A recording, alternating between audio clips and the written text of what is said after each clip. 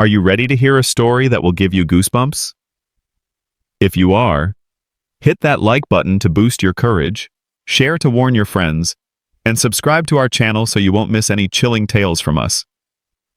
Now then, let the story begin. No, you didn't read that title wrong. I do, in fact, clean haunted houses for a living. Well, in truth, I am sort of a wholesale cleaner of spiritually advantaged buildings. Man-eating houses, phantom gas stations, ghostly hotels, and all of those asylums and halfway houses that people keep mentioning. It's not just me, of course. I have a team of around 20 guys working under me. That number tends to vary, though. Let's just say the turnover rate in this profession can be murder. Now, if you're wondering exactly what would possess me to volunteer for a job which, at best, routinely opens me to a myriad of nightmarish conclusions on any given day, then let me explain. I was offered the job the same as with any other job. I saw an ad in the local paper for a janitor, and I took it. This was about 10 years ago. And the truth is, I didn't even cotton on to what was happening until about my second year in. As far as I knew, I was just having extraordinarily bad luck with my assignments. I figured they were sending the newbie out on the tough gigs to try and scare him away. Blood, viscera, the occasional eyeball. I saw a fair share of unpleasant sights during my first few months. And sure, it was a little weird that my employer insisted on paying me in unmarked black envelopes delivered directly to my door. But if that meant I was able to keep Uncle Sam out of my earnings, then so much the better. I was broke at this time, living out of a small studio apartment with little to keep my free time occupied outside of an old laptop computer with a terrible internet signal.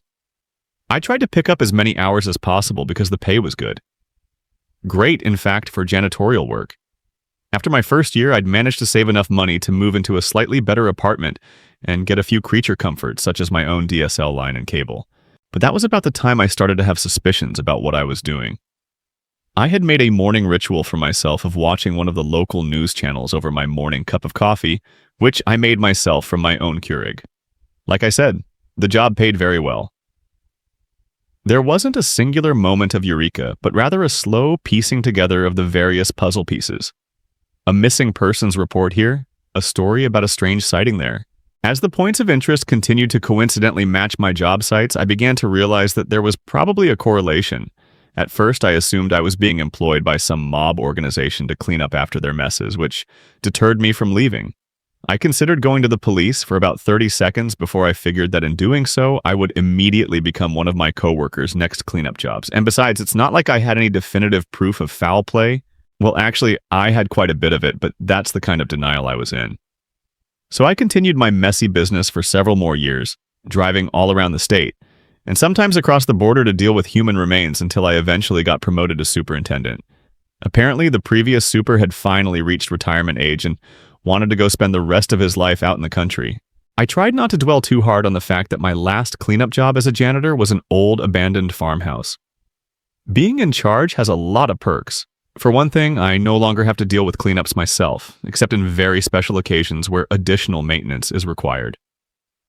I get a stack of papers delivered to my door in the middle of the night, sealed in a large black envelope, and then I assign them to my crew. I don't oversee their pay, that is presumably handled by our boss. I just tell them what job to do, where to go, and what they'll need for the job. The other advantage is that I do get to have some correspondence with our employer. This is what cemented my suspicions about the exact nature of our work, albeit it was certainly no mob boss we were working under. Now I know what you're thinking. Some ghoulish apparition in the middle of the night ordering me to sell my soul and all that rot. No, she's actually really nice. Her name is, or I suppose was Karen.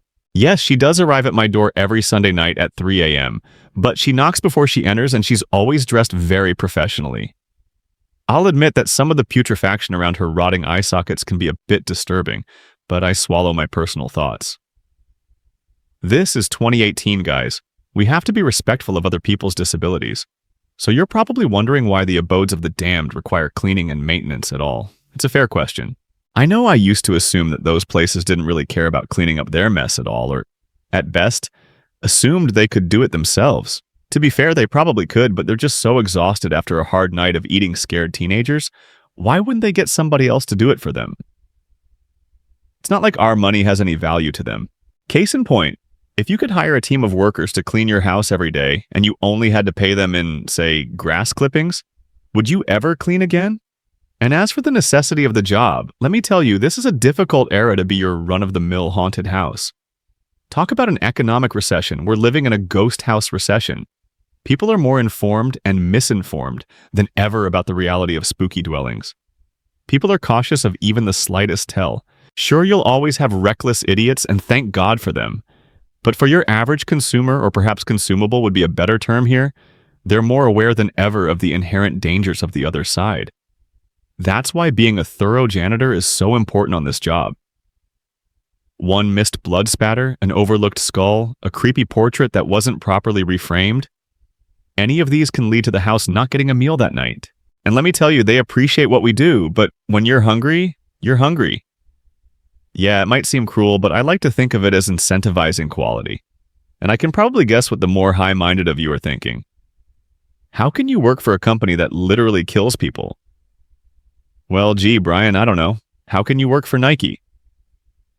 Tell me, Susan, all about the products you sell in Walmart that test on animals. Adrian, how's life working for Apple? And don't even get me started on members of the clergy.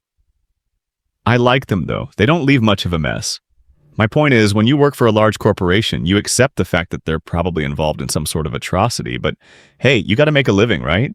Unless you claim to be somebody who has only ever lived a completely cruelty-free life, which basically means you make your own clothes, grow your own food, and entertain yourself by skipping rocks. We all just have to do what little we can to try and improve the lot we're in.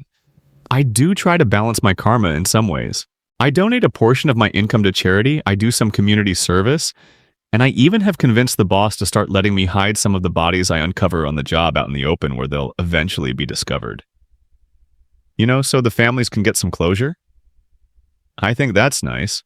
The trunk of my car will never smell the same again, that's for sure. You see any local news reports about somebody randomly discovered out in a field or under a bridge somewhere? Yeah, that was probably my doing.